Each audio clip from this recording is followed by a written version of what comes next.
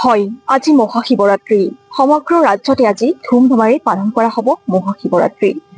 আৰু সমগ্ৰ ৰাজ্যৰ সমান্তৰালকৈ বিশেষকৈ কামৰূপ জিলাৰ অন্তৰ্গত হাজোতো পালন কৰা হৈছে মহাশিৱৰাত্ৰি অনুষ্ঠান।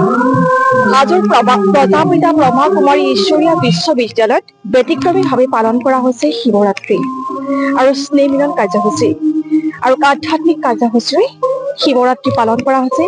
ভগৱান শিৱক আৰাধনা কৰা হৈছে, স্মৰণ কৰা হৈছে, ভগৱান শিৱৰ বাণী প্ৰচাৰ কৰা হৈছে আৰু এক আধ্যাত্মিক কাৰ্যসূচীৰে শীৰ্ষক কাৰ্যপন্থা হাতত লোৱা দেখিবলৈ পোৱা গৈছে।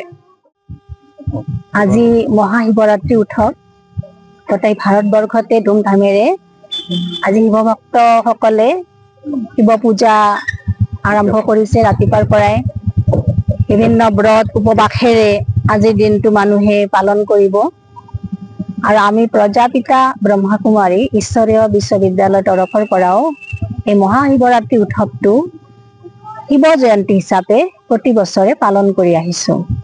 আজি আমাৰ অকল ভাৰতবৰ্ষতে নহয়, বিশ্বত 140খন দেশত এই অনুষ্ঠানটো বিস্তাৰিত আৰু এই অনুষ্ঠান প্ৰত্যেকটো শাখাতে আজি আমাৰ এই মহাশিৱৰাত্ৰি উৎসৱটো শিৱ জয়ন্তী উৎসৱ হিচাপে পালন কৰি থকা হৈছে। আৰু বিভিন্ন কাৰ্যসূচী হাতত লৈ বিভিন্ন সময়ত আমি এই প্ৰগ্ৰামটো আৰম্ভ কৰিছো। আজি প্ৰায় এসপ্তাহ 10 দিন আগৰ পৰাই আমাৰ বিভিন্ন প্ৰগ্ৰাম চলি আছে, আমাৰ অসমৰ চুকে কোণে, আমাৰ ভাৰতবৰ্ষৰ বিভিন্ন ঠাইত। আৰু এই অনুষ্ঠানটোৰ মাধ্যমেৰে আমি শিৱ বাবা, যাক কওঁ আমি ভগৱান বা ঈশ্বৰ, আল্লাহ, গড বুলি কয় মানুহে। আজি পৃথিৱীতটো ভগৱানক সকলোৱে মানে, সকলোৱে বা ভগৱানৰ ভক্তি কৰে, কিন্তু আমি যে আজি শিৱ পূজাৰ দিনা বা শিৱৰাত্ৰিৰ দিনাখন শিৱ জয়ন্তী হিচাপে পালন কৰো, ইয়াৰ অৰ্থটো হৈছে যে 1937তে আৰম্ভ হোৱা এই অনুষ্ঠানটো আজি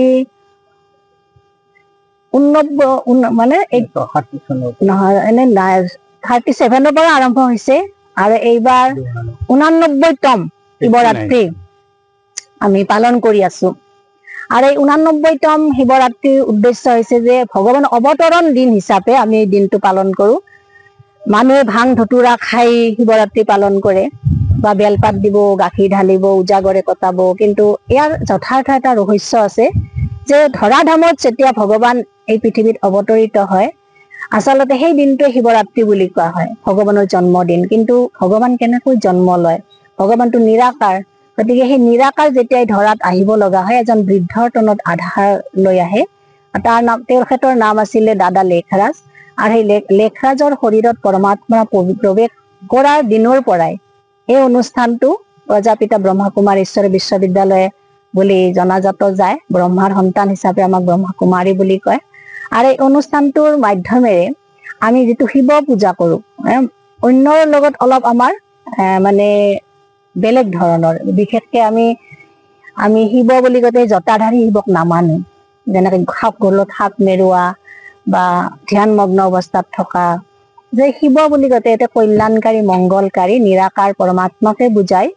আৰু যিজন নিৰাকাৰ ভগৱান, সেইজন হৈছে আমাৰ সকলো আত্মাৰে পিতা। শাৰীৰিক দৃষ্টিৰে চালে আমি হিন্দু মুছলিম চব বেলেগ বেলেগ হওঁ, কিন্তু আত্মিক দৃষ্টিৰে চালে আমি পৰমাত্মাৰ সন্তান ভাই ভাই।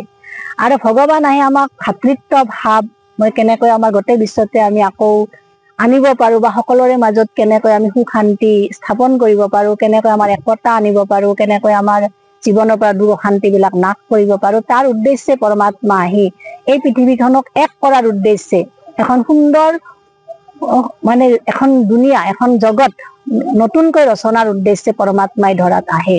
আৰু তেওঁৰ নাম আছিলে দাদা লেখৰাজ, যদিও পিছত প্ৰজাপিতা ব্ৰহ্মা হয়। আৰু তেখেতৰ মাধ্যমেৰে এই অনুষ্ঠানটো আৰম্ভ কৰে। আৰু যেতিয়াৰ পৰাই অনুষ্ঠানটো আৰম্ভ হয়, সিদিনাখনৰ পৰাই আমি শিৱৰাত্ৰিৰ শিৱ জয়ন্তী পালন কৰি আহিছো।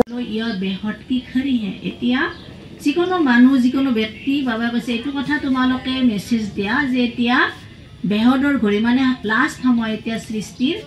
এতিয়া সকলো আত্মা, যিমান পৃথিৱীত যিমান কৰোৰ আত্মা আছে, চব আত্মা উভতি যোৱাৰ সময়, ৰিটাৰ্ণ জাৰ্ণিৰ সময়। বাপৰে দিব্য দৃষ্টি দে ইয়াক ঘড়ী বনোৱাই হে। বাবা কৈছে যে এই 5000 বছৰৰ নাটকখন আমাক বাবাই এতিয়া জ্ঞান দিছে। দিব্য দৃষ্টি মানে আত্মাৰ জ্ঞান দিছে, চকুটো খুলি দিছে।